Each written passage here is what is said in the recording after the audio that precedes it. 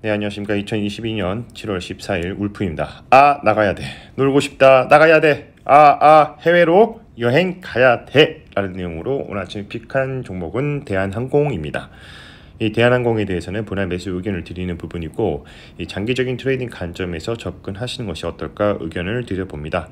22년도 2분기 프리뷰 화물 더하기 여객이라는 내용으로 한국투자증권에서 레포트가 있었고, 주가의 흐름은 대하락 추세 구간이 있는데, 그러나 하락 디스카운트 영역에서의 반등을 준비하고 있다입니다.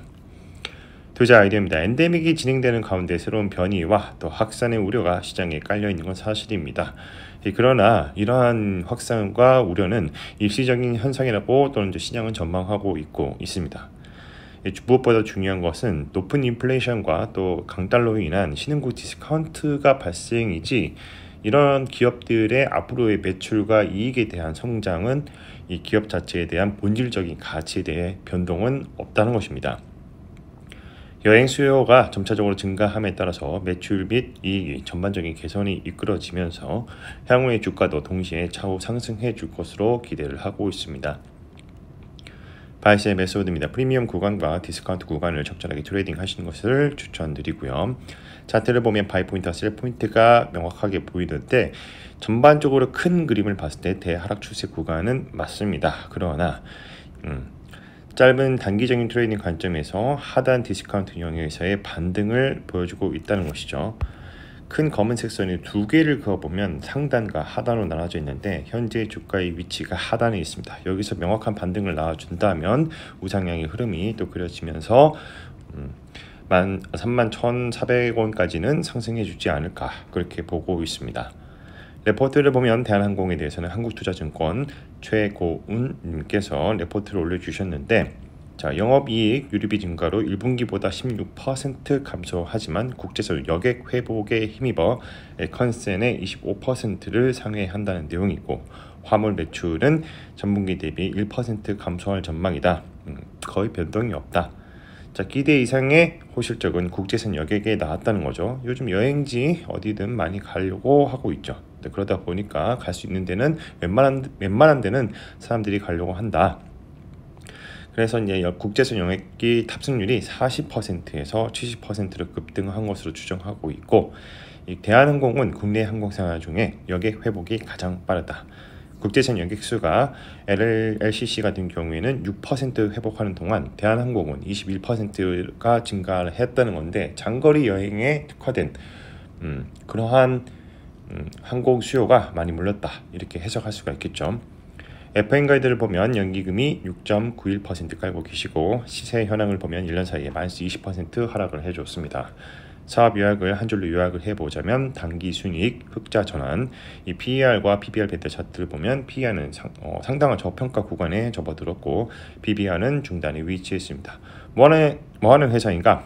간단하죠. 여객사업과 화물사업 그리고 항공우주사업을 영위하는 그런 기업입니다. 공시를 바로 보죠. 최근에 연기금 형님들이 조금 덜어냈습니다. 그렇게 많이 덜은 건 아니고 적당한 수준에서 그냥 소소하게 덜어냈다, 이렇게 보시면 될 것 같고, 항공료가 많이 오르고 있어요. 엄청나게 올랐죠.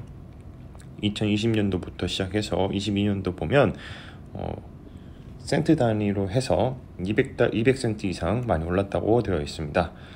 그 외에 중요한 설비 신설 이렇게 보면, 대한항공이 좀 약간 쉬는 동안 여러 가지 설비에 대한 재건축이나 유지보수 공사 이런 것들을 진행하고 있다. 대한항공 매출 현황을 또 보면 국제 노선과 화물 노선 각각의 비중이 76%, 화물 노선이 76% 매출 비중을 차지하고 있고, 그 다음으로는 여객 노선, 국제 노선이 10% 차지하고 있습니다. 나머지는 항공공항, 그리고 한진정보통신, IAT, 왕산레저개발, 한진 인터내셔널 코퍼레이션, 이렇게 해서 있는데 참고만 하시는 게 좋을 것 같습니다. 다른 부분은 여객 수요, 화물 수요만 하지 않고 이 회사는 연구개발도 같이 하고 있다. 연구개발 비용들이 1% 언더 정도 되는데, 아마 매출액이 커서 이 정도 나오는 것 같습니다. 그래서 어떤 것들이 연구를 하느냐, 주요 과제명을 보면 또 드론, 스텔스, 민간 항공기, 공중 발사 가능성 연구 등 이런 것들 우주 항공에 관련된 연구 개발을 하고 있습니다. 또 시장의 특성에 대한 관련된 내용과 코비드-19에 따른 항공 수요 감소에 관련된 내용이 공시에 명확하게 잘 나와 있으니까 꼭 한번 읽어보시는 것을 추천드립니다. 그 외 종목으로는 CJ 엔터테인먼트 컨텐츠 절대 강자 등장 대신증권서 레포트가 있었는데 지속적인 하락 추세 구간에 있죠. JW 중해제약 이익률 개선 중이라는 내용으로 흥국투자증권에서 레포트가 있었습니다. 하단에서의 반등 상승이 이끌어지고 있는데 삼각수렴 구간이 있기 때문에 특정한 가격대에 수렴을 할 수 있는 그런 가능성도 있으니 조금은 지켜볼 필요가 있습니다. 당일 성과를 평가를 해보자면 JW 중해제약이 3.78% 상승 마감, CJ 엔터테인먼트가 0.4 마이너스 0.4% 종가 마감, 대한항공이 마이너스 2% 종가 마감을 해줬습니다. 제가 추천드렸던 아침에 픽했던 종목은 대한항공이죠. 금리 시장에 대해서 총평을 해보자면 달러 강세가 역대급입니다. 최고치로 상승 중에 있습니다. 미쳤습니다. 그에 따라서 반가지는 신흥국 주식시장이 도드라지게 나타나고 있다. 1328원까지 엄청나게 올라와 줬습니다. 코스피 지수, 코스닥 지수는 갭상으로 뛰었지만 결국은 하락한 거나 다름없다. 이렇게 보시는 게 좋을 것 같고, 자, 마무리하겠습니다. 가격은 어떻게 결정되는가? 수요와 공급의 법칙을 따르게 되는 것이고, 주가가 리얼 옵션의 가치의 반영의 시작과 최대치 그리고 만기까지 이 움직임으로 주가가 이동하게 됩니다. 여기서 우리가 잊지 말아야 할 투자에 관한 명언 두 가지가 있습니다. 투자라는 것은 싸게 사서 비싸게 파는 것을 바라고, 자본주의의 핵심은 시장을 팽창한다입니다. 매일 오전 8시 30분에 신규 레포트 차트를 분석을 해서 세 가지 중에 하나를 선정을 합니다.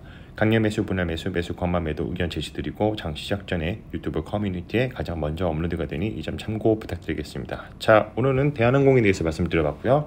22년도 2분기 프리뷰, 화물 더하기 여객이라는 내용으로 한국투자증권에서 레포트가 있었고, 주가의 흐름은 대하락 추세 구간에 있지만 하락 디스카운트 영역에서의 반등을 준비하고 있다입니다.